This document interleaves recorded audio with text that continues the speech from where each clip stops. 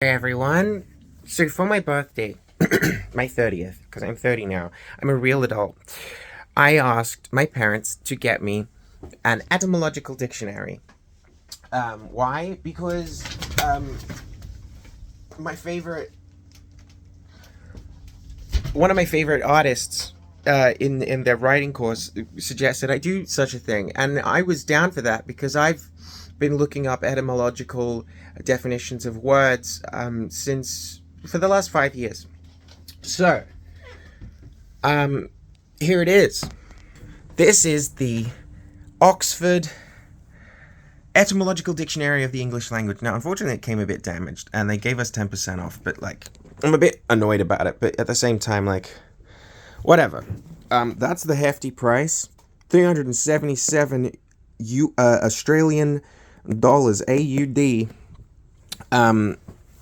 They don't. These are not sitting on shelves. Like, this got made because we ordered it, so that's cool.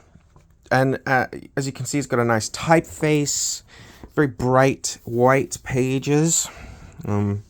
Shrimp, a small shellfish, shrimp, Chaucer, shrimp to straighten, pinch. There you go. Scrimp to straighten, pinch. Scrimpet, stature, dwarfism, stature. Oh wow. Yeah, so this is interesting. It's got all the where words come from and stuff. Cool. Now this is the revised edition. So here we have the preface to the new and revised edition. Right? So, it is now more than a quarter of a century since the first edition of the present work was published. It was hardly possible for me to ascertain at that date that the time of its publication was not a very favourable one. It would perhaps have been better to have deferred its appearance for a few years, owing to the great advances that were being made just at that period in the methods of comparative philology. Philology is the love and or study of words, by the way. The whole system of estimating the vowel sounds has since been completely reconsidered, and the history of their phonetic values in particular is now regarded as a very different light. 25 years ago, a quarter of a century, just over 25 years ago, this was published. Then, while talking about this very excitedly to an old family friend of ours, was an educator in Normanton, they go, "Oh, I've got an etymological dictionary I'd love to get rid of. Can I send it to you?" I'm like, absolutely. And here's what they sent. Klein's Comprehensive Etymological Dictionary of the English Language, unabridged 1-volume edition. As you can see, it's about the same size. Key differences are the lovely aging, which is aesthetically pleasing and practically not. But how good is this? This is personal, dealing with the origin of words and their sense development, thus illustrating the history of civilization and culture by Dr. Ernest Klein. Now, Dr. Ernest Klein's family survived, or didn't survive, Auschwitz. One of his family members died in Auschwitz. And then here it goes, a word fitly spoken is like apples of gold in pictures of silver. Proverbs 25:11. Beautiful. Now, this was published in 1971. Already, this is 54 years old. This is half a century old. More than half a century old. The first edition of that is only 25 years old. This is 54 years old. How beautiful. And it's got some gorgeous, I love this preface. Not the preface, the introduction. Since my youth, I have devoted myself to philology Since my youth, I have devoted myself to philology with special regard to etymology. The reasons inducing me to write a comprehensive etymological dictionary of the English language may be summed up as follows.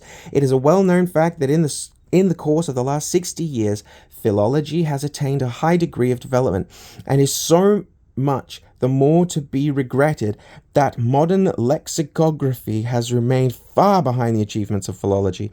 As a rule, even the most authoritative English etymological dictionaries give such etymologies as reflect the level reached by philology about half a century ago. In most cases, etymologies given up by serious science long ago are still wandering out of one dictionary into another and continue living with tenacity, apparently ignoring the truths established in the field of philology in the course of the latter decades.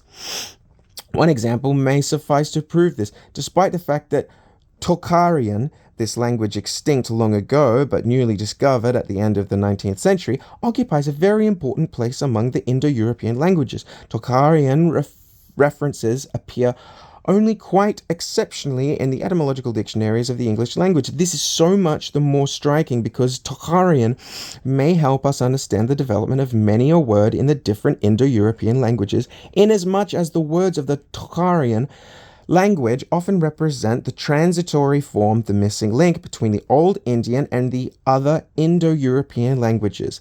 In this dictionary, Tocharian words are regularly referred to together with the other Indo-European equivalents. I love this. It's beautiful. And yet, this document is something else entirely. This is personal. This is quite gorgeous, and it's got little things for how words work. Arabic rules for the translation of Arabic employed in this dictionary. So we've got all sorts of different little things in here. Now, general abbreviations. We got first. Cool. I love that. We've got abbreviations first. Now, this is where the main difference is. And oh my god, I can't believe I'm doing a dictionary review. I feel like such a fucking nerd.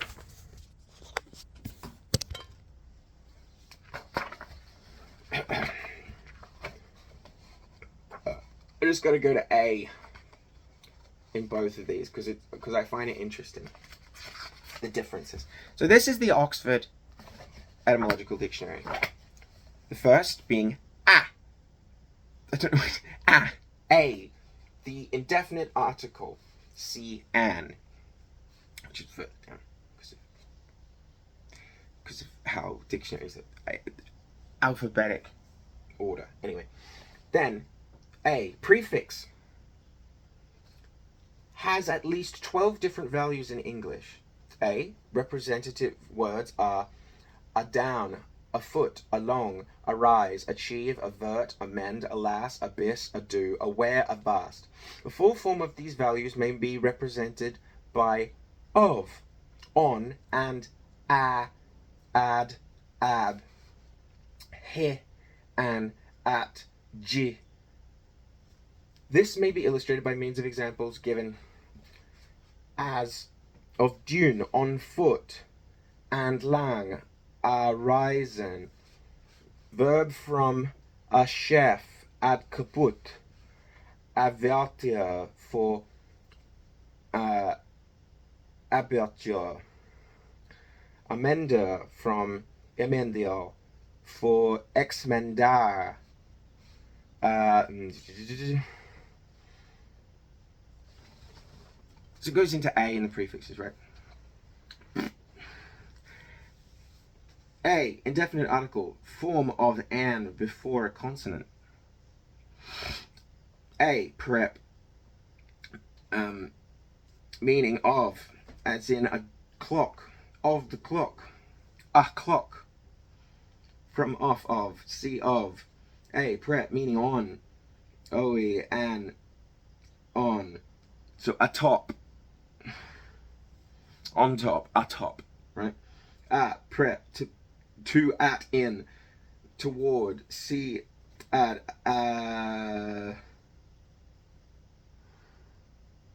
so there's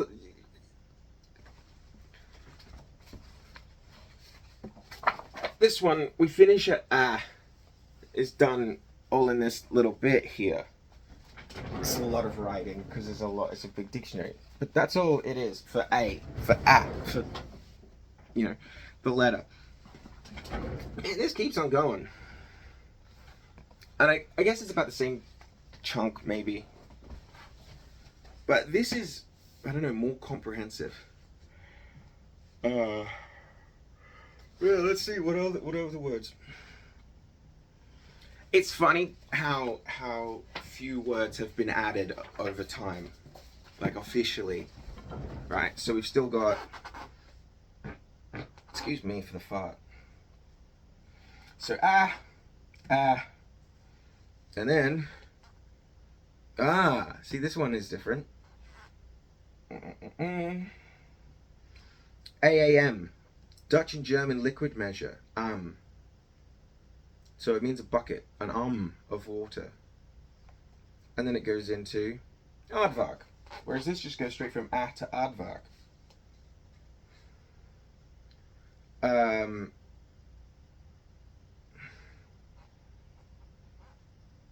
And then Aardwolf, Aaron, Aaron's beard, Aaron's rod. This doesn't have proper nouns.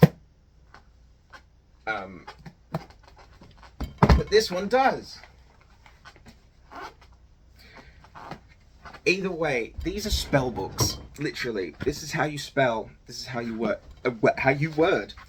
And I have to agree with this little quote in the center of Klein's Comprehensive Dictionary Klein's Comprehensive Etymological Dictionary of the English Language, published in 1971, that says a word fitly spoken is like apples of gold in pictures of silver. Perfect.